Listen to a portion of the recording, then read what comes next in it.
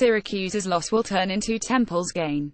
Earlier this offseason, Rodney Williams decided to transfer from the Orange. On his personal Twitter account Friday, the defensive back confirmed that he will be continuing his collegiate playing career with the Owls. As Williams is headed to the AAC school as a graduate transfer, he'll be eligible to play for the Owls in 2018. This coming will be his final year of eligibility. Williams, a native of Cherry Hill, NJ, started 21 games the past 3 for the Orange. He started the first 5 games at free safety as a redshirt freshman in 2015, then started 10 games at strong safety in 2016 before moving back to free safety and starting 6 games at that position this past. Need an uplifting story as you head into your weekend? Here's one for you. Texas A&M tight end Luke Laufenberg was diagnosed with a rare form of leukemia in December with 95% of his bone marrow affected by the disease. But just a little more than 4 months later, Laufenberg has reportedly beaten the disease and is said to be cancer-free. Laufenberg's father, former Dallas Cowboys player Babe Laufenberg, shared the uplifting news on his Twitter account Thursday evening. "Why are we smiling on a day when Jason Witten retires? Because this tight end was pronounced cancer-free today. I can say I have never been more proud of anything in my life than the way Luke Laufenberg battled his ass off. He has shown me what it means to compete." pic.twitter.com/Q67Fiatker, Babe Laufenberg at Babe Laufenberg, May 4, 2018. As noted by Brian Perroni of 247 Sports, continuing his college football career may not work out for Laufenberg as he comes off battling the disease.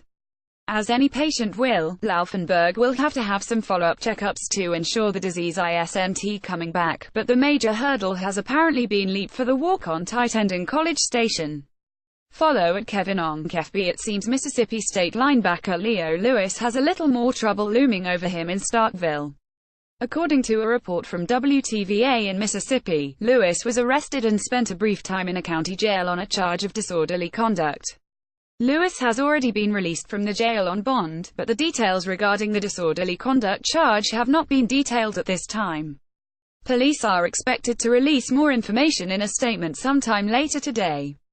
Lewis is currently linked to the investigation at Ole Miss regarding impermissible benefits from boosters while being recruited. According to previous reports regarding the NCAA investigation, Lewis is said to have received $21,000 in cash from a business in Oxford, Mississippi while being recruited.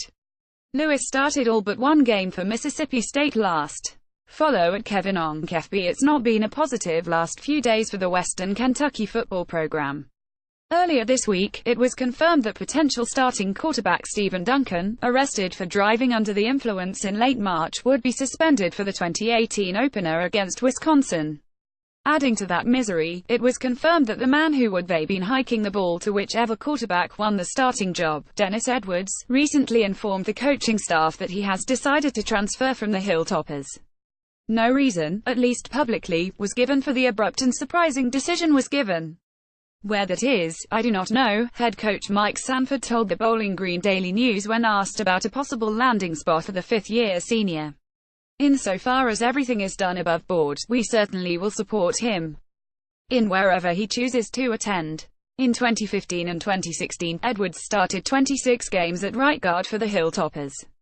After moving to center prior to the start of the 2017, he started all 13 games this past year in the middle of the line for WKU.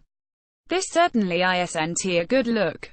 In a tweet posted to his Twitter account, Hawaii head coach Nick Rolovich indicated that, inexplicably, some of his current football players had received recruiting packets from members of the Oregon State coaching staff. Included in the packets were invitations, again for current Rainbow Warriors players, to attend the Beavers' spring game. In his tweet, Rolovich listed the Pac-12 program in a missive that began with his apologies for his players not being able to attend the spring game as it was the same day as theirs, and ended with the instant classic #SloppyBeavers, which might be my new favorite thing ever. "My apologies for our players not being able to attend your spring game. Ours was the same day, bad timing. Quick question. In the 203 years of coaching, none of you realized you couldn't actively recruit another school's players sent to campus? Leaky damn sloppy beavers. pic.twitter.com/2DJCMGFBLH. Nick Rolovich at Nick Rolovich, May 4, 2018. The recruiting material sent to current football players by members of another coaching staff is, quite obviously, a clear NCAA violation. In the vein, Rolovich tagged, among others, Oregon State's Compliance Department, the NCAA, the Pac-12's Compliance Department, and, in my second favorite thing ever today, Lava Ball. We're investigating right now, trying to see what happens, an OSU spokesperson stated.